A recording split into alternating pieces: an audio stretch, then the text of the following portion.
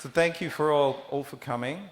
And we have a special treat today because we get to hear the testimonies of 4 of our young men from the community who have just arrived back from GPA, or a couple of weeks ago actually, but Generation Peace Academy is an amazing program where our youth get to really change and transform their lives. It's kind of like a coming of age, where they go from being kids to being men and women. It's like a transformation that takes place. You send them out as your babies, and they come back, and they're all bulked up and muscly, or confident, or it's a transformation. I've seen this in my own children. And we're going to see this today with these young men who have come back. So, in order, we're going to start off with the the first years. We have, first up, let's welcome up Takayoshi Kojima! Woo!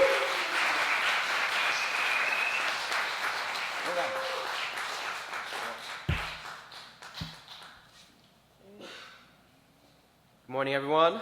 How are you guys all doing today? Doing good? Nice. So yeah, I'll just do a little quick introduction because maybe some people don't know me here. My name is Takayoshi Kojima. Been in the Bridgeport community for 18 years of my life. -1 because, it's way last year, but yeah. And in that year, I was on GPA, going through a lot of experiences. And so, yeah, basically for what I'll be saying here on stage today, just a summary of all my experiences, my overall experiences. Because if I were to go in each and every experience I had on GPA, it would take a very long time. So, and I was told that I have 5 minutes. So I'll be going down quickly. Yes. So basically for me, GPA, in summary, it was an amazing experience, okay? It was a life-changing experience for me, which I'm really grateful for. I feel like my perspective, my perspective has shifted so much in many ways that I can't express enough gratitude. I feel like my character, some key points that have changed within me, some of my qualities, I'd say I've become more optimistic. I feel like I've become more disciplined. I've come to embrace the fact, or just the act of denying myself, the act of living for the sake of others. I feel like that are one of the few main points that have been ingrained within me, or that I can now build off of as a foundation. And also, it's just not my character that has changed as well too. I'm sure that for people who have heard of GPA, there's a main aspect. I've explained yesterday too. We had a GPA promo, and we did a testimony there too as well. But yeah, the main aspect that we were able to really come to receive is just having a journey with God, and also our true parents as well too. Yes. And why I say this, that I started my journey with God, it's not that I didn't believe that, or I didn't think that God existed. I believed in God. I knew that God existed, but as a second gen, I was granted that truth, right? I was born into the church, and I was granted that truth. But to me, myself, I don't think I've really come to really make use of it. I never really come to accept it in its entirety. That I myself truly know that God exists. And it's up until now up until now, I never went through the course that the first generation had to go through, right? That many of you first gen had offered your devotion to following true parents and really believing in God, which I feel is very admirable. And now that I've come to at least experience a little bit on GPA, I feel like I was able to open my eyes in many ways as a foundation to really move forward in life. Just like how Mr. Weatherwell said, that going through this is like a coming of age, Something. It's a lot. some good changes. Yes. I don't know if I've become more confident. I guess maybe. Like if I wasn't confident, then I wouldn't be giving this testimony on stage. But I am, so I think that's a change within me too as well. Yes. And yeah, I'm already coming to the end of it because I didn't write that much, 5 minutes. But I just want to say just one fact or two facts before I leave this stage, that I believe truly within myself that Heavenly Parents is my Heavenly Parent, and I am a child of God. And yeah, that this faith and belief that I have can also be called mine. I can really truly take ownership of it, and yeah, going on second year, I'll try to really go even further with that, really make it mine truly, and really just try to, go through life that God really wanted within me, to go through the 3 blessings, and to really contribute to society, this world. Yeah. I'll do my best in it. Thank you.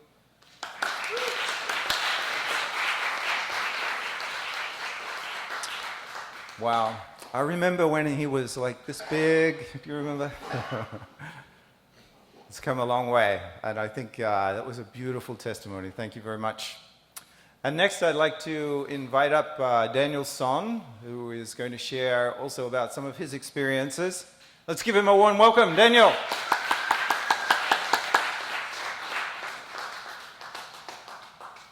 Hello. Yeah, I'm also going to start off with a brief introduction. I've been gone a year, but I'm Daniel Son. My dad is Kenneth Ikiyama. I'm Jian's brother. But yeah, nice to see you guys. Yeah, for me too. I think I'll just start off saying GPA was a really good experience. Like Takeyoshi said, there's like so many things that I know each and every person who went on GPA was able to learn. But for me personally, I'm going to talk mainly about my experience with God, because that's like the main point of GPA. But yeah. Yeah, before GPA, I feel like me as a person, I never really, I knew God was there, and especially because of people around me, like all the experiences that they had, I was like, I can believe God is real, but I never really cared enough to find out about God myself. And that's like the stage I was at, and that's the stage I was happy to be at. I was just kind of going there, and I would come to church because my dad would tell me to come to church and all that stuff. But yeah, I feel like after GPA, I was able to really grow this connection I had with God. I know like a lot of times, especially after coming back, my dad would ask me for like experiences I had with God. Like he had a really crazy experience when he joined the movement, where he like felt God. And then he'd be like, oh, have you ever felt God like that? And I'd be like, to be honest, I haven't really felt him like spiritually. Well, I have felt him, but not like that, But a really big takeaway I had, I remember from the beginning of the year, I was really focused on growing my character, and I never was really centered on God. But once I started to like come around and think more about God, I found it like really hard to try to push myself to like fundraise and go through all these challenges purely for God and not for myself. And it was like really hard, and I was trying to like think of how I could, do that. So yeah, it was really struggling for me, and I'd be talking to like my captains and everybody, and I realized I needed to like really experience God and have gratitude for him, and really come to believe him myself, like truthfully and in my heart, before I could have that heart to fight for him. And I realized like with how I've been going about my life, like I'm very like go with the flow. I let like a lot of the people around me like guide me on my way of life. I think my parents played a very big role in that as well. Like I said, like coming to church, they tell me to come to church, and I go to church. Or like camps too.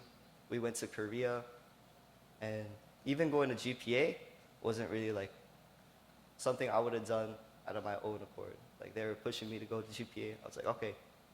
But yeah, I'm really grateful for that. And I was able to see like how God has been guiding me and how God's been working throughout my life by guiding me with the people around me, and how the person I am today and how I try to like absorb all this growth is like completely different than who I would have been if I didn't have all that guidance. And it helped me like really find this gratitude for God. And yeah, it's really hard to keep that gratitude. Like I experienced it, I was like, thank you, God. And I felt it in my heart, not just intellectually. But yeah, still working really hard on that. I'm going back for another year, trying to deepen my relationship with God and have this greater heart of attendance and love for God. So that's something I really struggle with personally. But yeah, another experience I had like near the end of GPA was actually the first time I had like a really heartful prayer. It was in the Chungcheon one. We were doing the prayer vigil in LA. And yeah, I was thinking about like how I could step it up further, have like this heart of attendance, because I feel this gratitude for this guidance, but yeah, I didn't know how to like level it up. And just, I was praying, I was thinking about, I don't know how I came to think about it, but I was just like thinking about my family and like my friends and the guidance that I received. And once I was able to like really, I don't know, I felt like in my heart that God hasn't only been guiding me, but like all the people around me too, and has been protecting me through that. And it was like a whole nother level of gratitude. I don't even know how to explain it. Like, it doesn't sound good, but like in my heart, I really feel it, you know? But yeah, I think that was the first time I really felt God and like his tremendous amount of love, and how it's not just me that he's been guiding, but he's been protecting me through like the people around me as well. Yeah, I don't know, really crazy. I'm gonna go back to do a second year so I could try to grow this relationship with God better and grow myself. And I know I'm like a really long way from that, so that's it. Very simple, but thank you.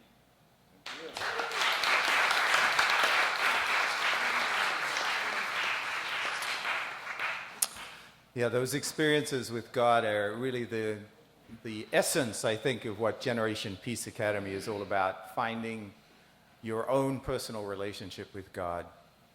And in my life, this is the most important question that needs to be answered, right? Not does God exist or not, but did man create God or did God create man? I've talked about this before, right? So you think about it, that's a fundamental change in the way that we think of the world. If God created us, then we are in his image, right? Or her image. But if we created God, then we can make God anything we want. Okay? So we need to think about those things. Anyway, I was really impressed with your testimony there about finding God in prayer. Thank you. And next up, I would like to invite another young man in our community who has been around, and you've been doing 2 years, right? It's completed 2 years. So in the second year, you become a leader, and you get to tell other people what to do, and you get to experience a whole different aspect of being on Generation Peace Academy. Instead of just following, you're in charge, right? So let's welcome up Keita Yamada. Thank you.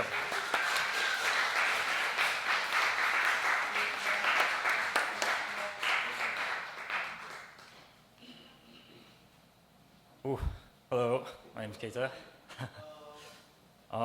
More specifically, I was second year Chungook Youth Young Missionary. I wasn't really a leader, I was more like still a member, but yeah. I think this testimony will be pretty quick. Yeah.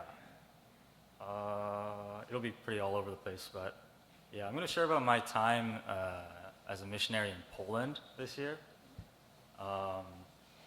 Yeah. So,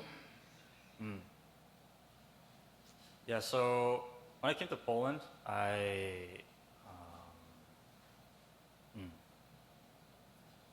actually we didn't really work too much with Polish people. We worked with Ukrainian members who moved into the Polish community. So we basically worked with the Ukrainian members in or the system, the training system, which is very different from like how I guess like America does things, right? Very practical. Not so much like spirit-based, much more like, yeah, like taking a lot of action, and not so much life of faith. And this is something that we really struggled a lot with as a team, because it's very like the way things work is very different, and very much principle-based. But yeah, I think that's one takeaway for me, learning more about principle. Even like Kundake was like just reading principle. Like we read like 2 paragraphs from the divine principle, and we just talk about it for a whole hour, which is yeah, it can be kind of tiring. But yeah, no, still, I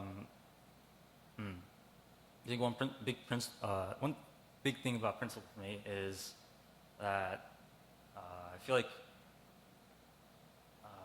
how do I word this? And I find it really amazing, like how like each like different aspect of principle is very interlocked with one another. So if I were to like explain it, it's like if one part of principle isn't true or doesn't work, then the whole like the rest of principle doesn't really work, really. So it's through understanding the proper concepts about principle. Through that, you can really get to understand things better, and even understand God too. Yeah.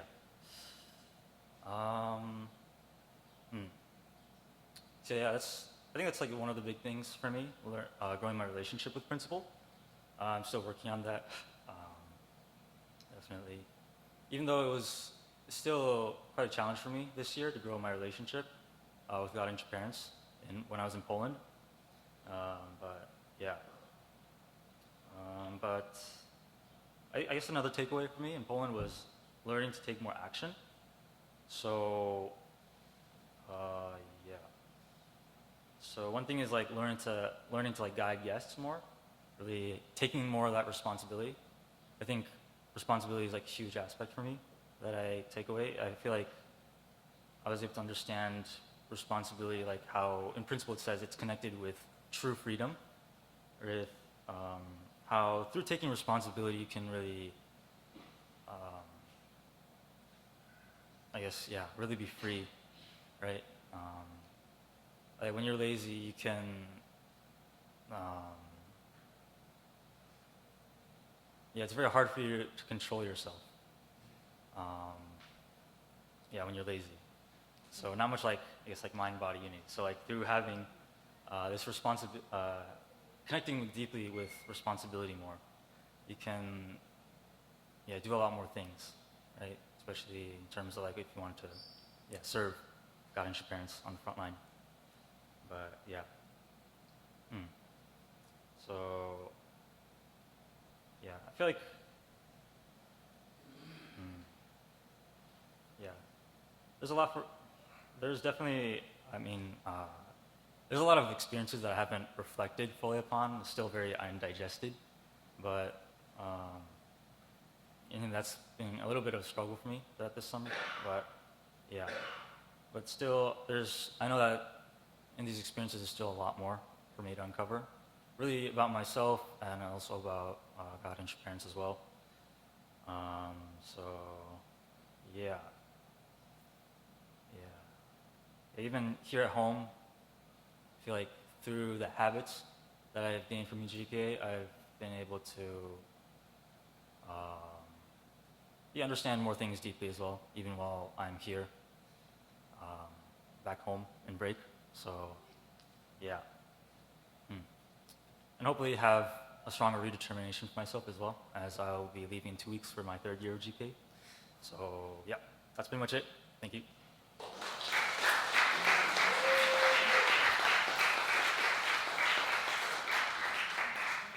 So they must be feeding them well on GPA. They keep going back, don't they? So let's welcome up our final testimony today, Joshua Son, who has done 3 years, right? Are you going back for 4? No. He's done. All right, come on up, Joshua. Let's give him a big hand.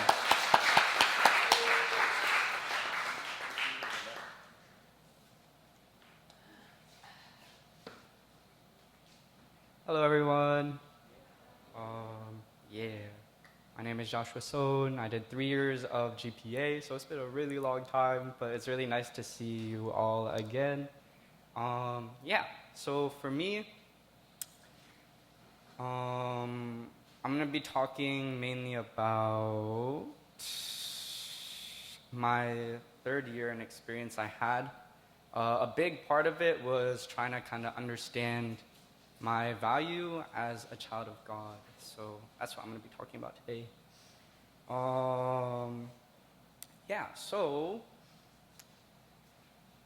With my 3rd year of GPA, one thing that was really different was being a leader. It's like a whole different kind of realm of responsibility and challenges that I had to go through. But yeah, kind of starting this year,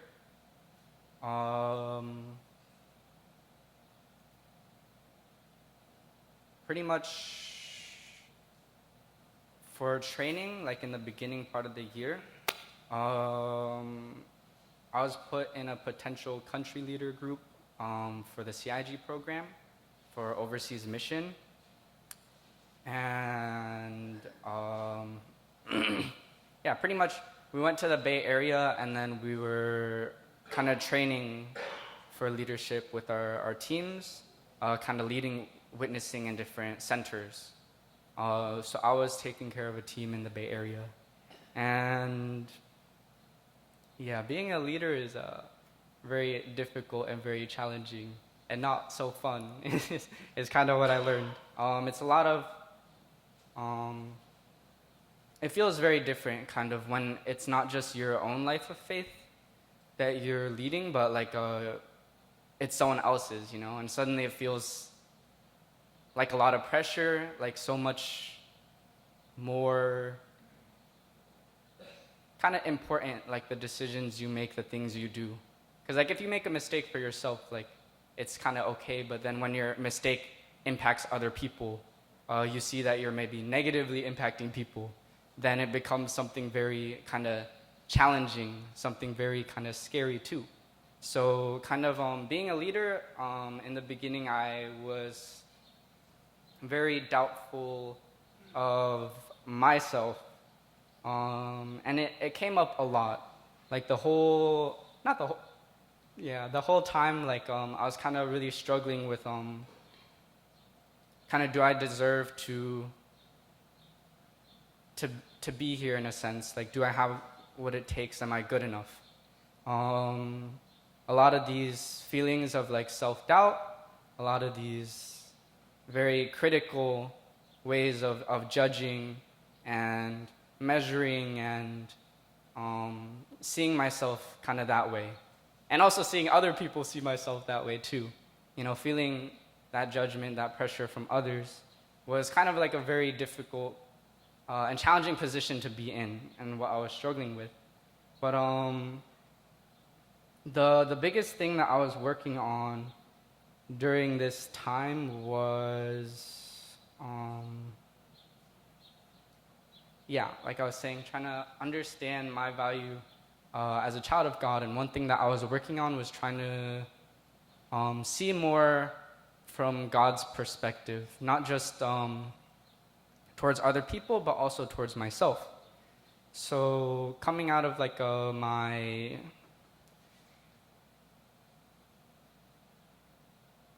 towards myself. Yeah, and so one thing that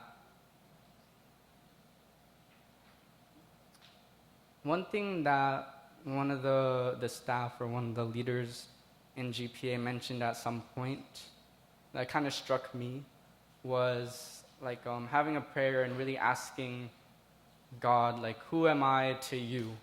You know, like, what do you see in me? You know, why do you love me? You know, like, why am I so, like, important to you? You know, when maybe from your own perspective, all you could see is, like, all the ways that maybe you're not good enough, or, you know. So, yeah, at some point, I remember it was a journey to kind of get to the point where I could even ask God that question. Because coming out of, like, my second year, it was really challenging, kind of taking care of guests and making mistakes here and there. I was struggling a lot with myself, but eventually kind of coming to the point where I'm ready to hear what he has to say, and I'm ready to kind of accept it, you know. So I remember in the Chunshim one, I had a prayer this one time where I really asked God, like, well, what do you see in me, and who am I to you? And yeah, during that time, I think Mother's words came to me. And in her autobiography, she talks about daffodils and how they're her favorite flower, and how they're like the first to kind of break through the ice, and bring about like a wave of other flowers, you know, and to welcome the spring. And that's kind of like the thing that came to me is, that's how Mother sees me, you know? Like, I'm not perfect. Like, I go through a lot of challenges, a lot of difficulties. I'm not the most confident person, the most capable person, but like I'll fight, you know, to break through. I'll fight to break through the ice and to try to be that person. That's kind of what came to me. Yeah.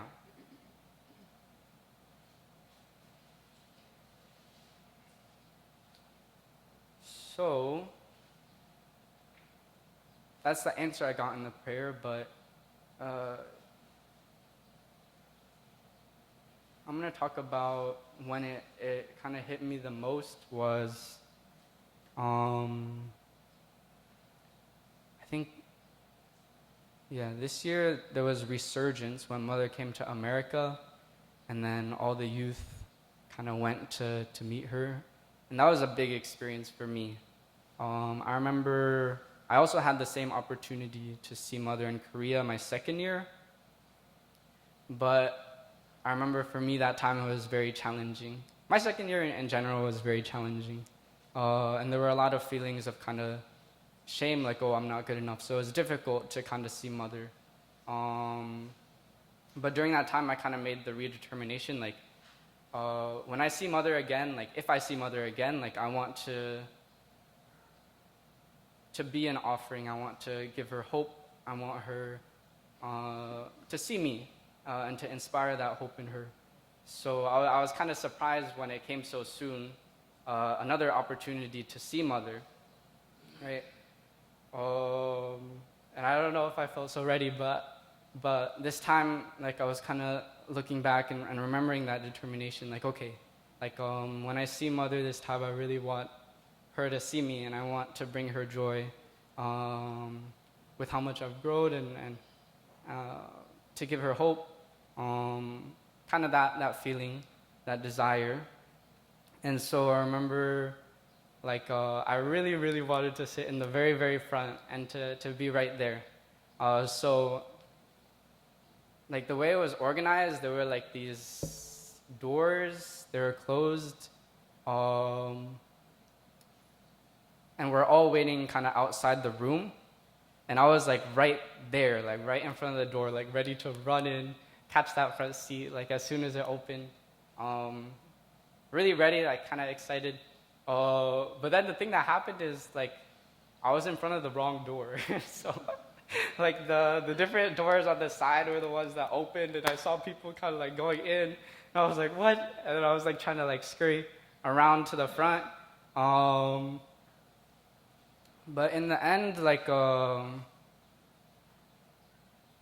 I wasn't in the front, but I was like in the second, like the front of the second block kind of thing. But I remember I was struggling a lot internally. Also with like the person who's like, no, like the front's full, like you can't go, whatever. I was sitting like waiting for mother the whole time, like, okay, I need to like purify my mind. I can't be like mad at this person.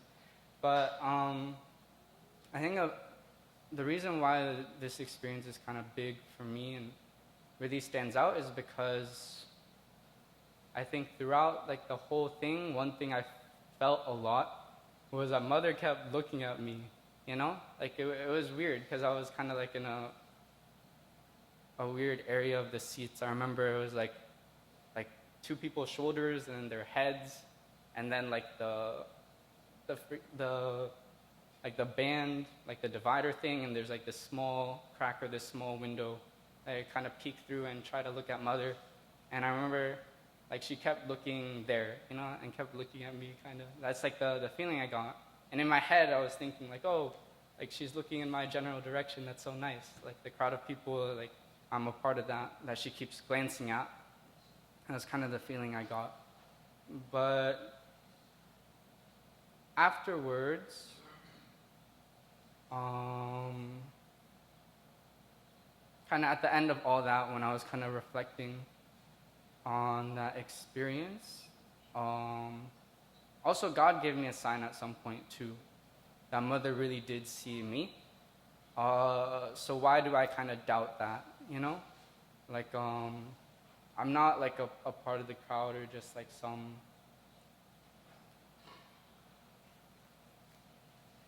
you know, but it wasn't just that she was looking in that direction, but me specifically, she did see me, you know, and that's not something to doubt, that's something to believe, right? And I realized that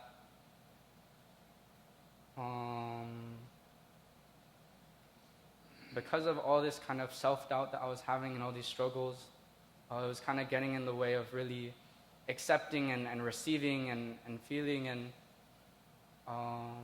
true parents and also God's love, their trust, their belief, their hope in me. Yeah, and that's when it kind of felt real for the first time and felt personal. Like, you know, like to true mother, to God, like who am I and who do they see? And to kind of be able to believe that. And to trust in myself, and to love myself a little the way they do. And when I could, like a whole new, like a whole different kind of person came out is kind of how I felt. And I could kind of feel free in a sense, you know, to be simply like the way I am. You know, like true mother sees all of me, and still she chooses, and still she does, like trust me wholeheartedly and believe in me wholeheartedly and see this beautiful potential. So yeah, that's kind of the experience or the testimony I wanted to share. And I guess overall it's like these past 3 years of GPA are something that I'm very grateful for because yeah, like these challenges or these things that come up isn't just because of like the position or leadership, but for a big portion of my life, you know, it's easy to focus on all the things wrong about maybe yourself and all the reasons maybe I'm not good enough, you know, and to have that kind of perspective, that mindset, but learning to kind of receive God's grace and kind of give it to myself too, and to be more confident, to be more free, to just be myself and understand that I'm loved for who I am and the way I am. Yeah. So thank you very much for this evening. Woo, let's give them all a hand. Thank you.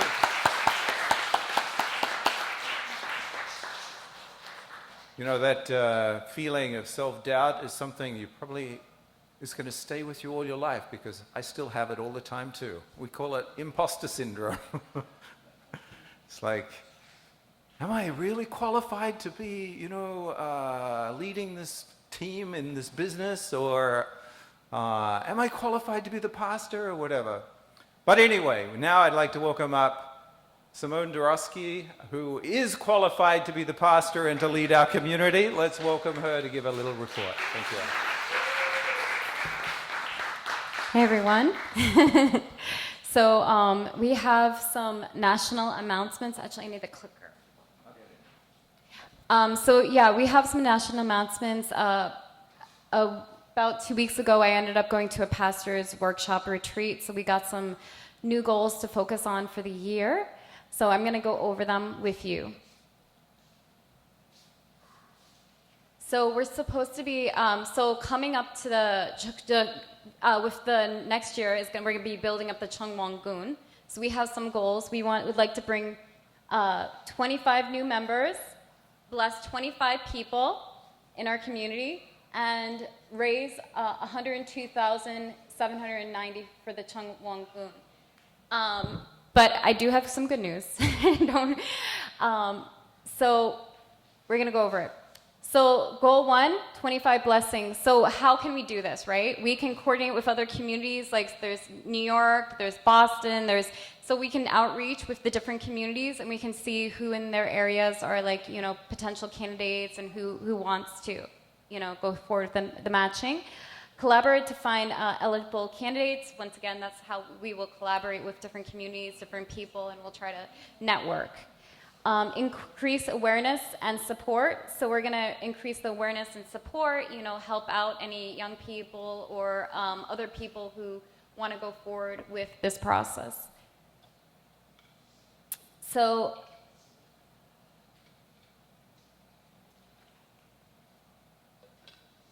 with the 25 blessings, we can conduct outreach to also disassociated members. So like members that haven't been around for a while, we can reach out to them and just check in and see how they are and if they would like to go forward with the matching. So we can also do them with disassociated members, second generation, first generation, ACLC, like networking with different communities, like already married ACLC members. We can do it in many different ways. And we can also host workshops, right, to educate and help out with this. So our current status, just so you have an update of kind of what we've been working on, there's 5 current people in our community that's currently in process, and 8 are currently looking, just so you know. So that way we're almost, just so you can see that we're almost kind of close. If this goes forward, we're kind of close to half of that goal, if this works out. So, and then we're just starting.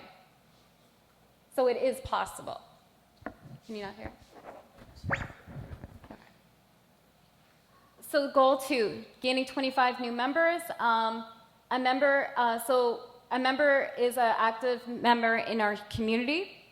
So we can also reactivate past membership. So just reaching out to friends and family that we haven't seen for a long time, and also witnessing will be a key push in our community. We can do this through ad campaigns, reaching like a wider audience, like multimedia, Facebook, just kind of reaching out in that way. Events and activities, like we've been doing some activities and events, like we've been doing some barbecues, like this past Friday we did like a young adults barbecue. We also did axe throwing a couple, 2 months back, and then with just different kind of events. Outreach with the ACLC, maybe we'll get a little bit more active with the ACLC and reaching out to leaders. And also engaging in local politicians. This is something I've been playing around with for a while, because this next year I would like to do a little bit more community service in our community, like networking to different organizations along with political people. And I kind of want to encourage you, which maybe I'll show another time in a different report. I kind of want to encourage you guys to get involved in your local communities, because we have so many different communities right here with our members. Like we have like Milford, we have Stratford, we have Fairfield, we have Black Rock, we have New Haven, and then if we get involved in our local towns with our local mayors, a lot of those people are like-minded people that also want to give back to their communities, and they can also have we can create programs through them, and they'll also give us seed money to create programs within our community. So this is also one way that we can outreach within our communities and be this like light and this power within our community and just network and work with other people and build something on a bigger, on a bigger realm.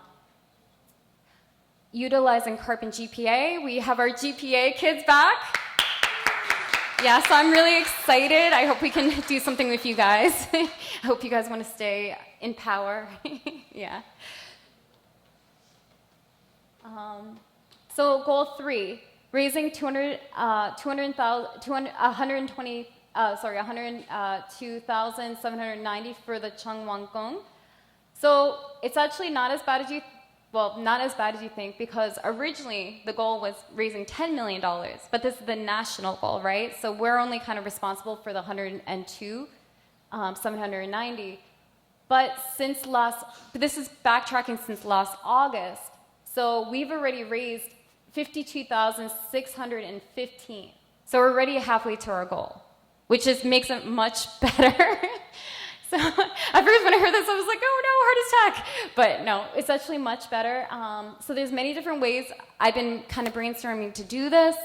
Nothing is like set in stone. It's very flexible. We can do a lot of fundraising. There's many different methods we can kind of raise and, meet this goal. So one would be a breakdown per family. And I was just kind of giving a little thing is if 50 families can contribute about 1,000, then, easily that goal is gone. But at the same time, I understand that's a lot for many families, so I don't expect that at all. Food donation drive, we can organize different drives to encourage donations.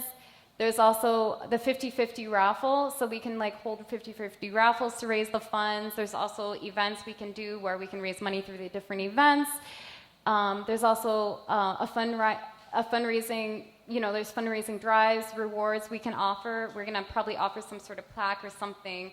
I just have to find out a little bit more from headquarters what we can kind of give to you guys as a nice little award for donations. And then also, we were kind of creating, I thought it could be fun. We can create a thermometer countdown, almost like a Happy New Year, but we reached our goal kind of thing.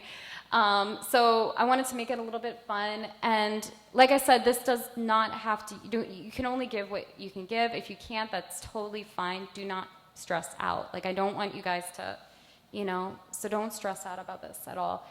I think we can easily come up with it because last year we did, and we did it without even thinking, honestly. So I think that, naturally we can do this, right? I'm planning to do a pancake breakfast where we can just sell tickets for $5, and I was gonna do a little auction. So you'll see that I think probably the end of August. I'll probably send the letter out for that. So we'll do fun things. So once again, I want to say that the Changwanggung is the eternal temple. It should be a place where people around the world wish to visit and wish to live in. The Changel Sanctum is the Changwanggung becomes the headquarters of the cosmos. So we're trying to build this amazing place where God can just live and you can just feel this incredible temple in the mountains, where you can just come as a retreat and just really feel God's heart and Triparent's heart and just really just feel at peace and just a place where you can receive education. So I think that this next push is something that's really, really real in Mother's heart, and I think that it can be such a beautiful vision. And I don't know how many of you have been to Chungpyeong in the past year, but it's really quite incredible how they've developed and where we're going, and they just really want to create a place for you guys where you can feel pretty much like heaven on earth. You can come to this beautiful garden where you can just feel God's love constantly. So, this is just a goal, and this is what we can strive for, but don't stress out. That's all I want to say. Just don't. We'll try to make it fun, and if we can reach it, that's great. If not, don't stress out. So I wanted to end with this. The family is the cornerstone of the kingdom of heaven. Without the family, there is no foundation for society, the nation, or the world. It is the family that we learn, love, respect, and the value of true lineage. To preserve our lineage, we must come together in unity, cherishing and protecting the traditions and values handed down through the generations. Aju. Thank you.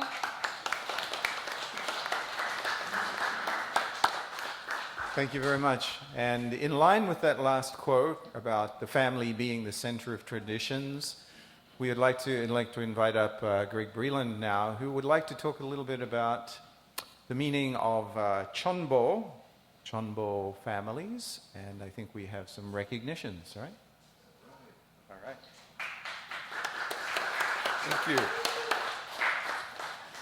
I'm going to honor some people today, but really we all deserve to be honored. We're all children of God. We're all important. So don't take some of the words I use as sort of an assault on you yourself or putting you down. What I'm here to do is to raise up some people who accomplished some things. So this is a special recognition ceremony for 3 couples inducted in 2023 into the Chumbo Wan. We're having that celebration today. We did public ceremonies in 20 and 21. We didn't do them in 22 and 23. And these people completed their induction. They've actually been inducted, these 3 couples. But we didn't have a public ceremony because the public ceremony has been pushed off for them into April 2025 with the opening of the Chongwan Gung. So we're going to do a little ceremony today just to recognize these 3 couples that we haven't recognized before. So Chumbo, which you're going to hear a lot, it means a heavenly treasure. And the purpose of the Chumbo Providence is to recognize exemplary families from around the world have been working to establish God's kingdom on earth. So when you're inducted into the Chumbo Wan, there's this hall of honor where your picture is placed, and you can go there and you can punch in anyone's name, and you can see their accomplishments of their life in the church. And it's all marble. I was there a few years ago. It's incredible. It's a beautiful experience just to go there and see all the names and see all the people who've accomplished this Chumbo Providence. Then that was in 2018. In 2019, we started the Million Couple Blessing Campaign, where hundreds of heavenly tribal messiahs went to streets, shopping centers, churches, to give the blessing to married couples. So just to remind everyone what a Chumbo couple is, it's the one who's given the holy wine ceremony to 430 couples here on earth. And then number 2 is that they've, what's the word, liberated and blessed 430 generations of their ancestor. So those are the 2 main requirements. There's a lot of other things, but those are the 2 main requirements. And once you become a Chumbo couple, you get this box. And in the box, there's the holy robes, the purple holy robes. There's this plaque, this beautiful plaque that has your name on it, and signifying that you're a Chumbo couple. And there's some ID cards. Now, I was looking through my records, and actually there's 12 couples, including these 3 that we're honoring today, who completed the Chumbo Providence here in Connecticut. I probably shouldn't go through and try to name them all, because I'll probably miss someone. But yeah, so we're grateful for them. It's a lot of work, but they did it, and they're to be recognized. Right, there was a ceremony in 2022. It was in Belvedere, not in ours. Oh, that's right. I misspoke. There was not one in 2023, and people completed their Chumbo in 2023, but this public ceremony for them is being pushed to April 25 in Korea. You're right, Danielle. So because the public induction ceremony was not held last October, International Headquarters wants us to know that they have already been inducted, and we are giving them their Chumbo ID cards today. Includes Steve and Colleen Boyd, Claude and Hitoko Perate, and Carl and Katerina Zambone. And here they are in Seaside Park giving the blessing. At least most of them. Yeah, I think all of them are in Seaside Park giving the blessing. So if I could invite Pastor Simone up, we can get a commemorative photo and we can really show our appreciation to these three couples that have completed their, oh, there they are right here. Okay. So, Steve Boyd, and then if you could stay here for a photo.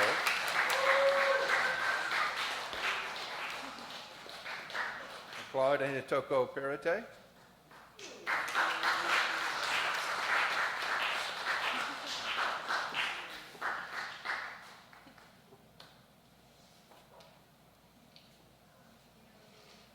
And Carl and Katerina Zambo.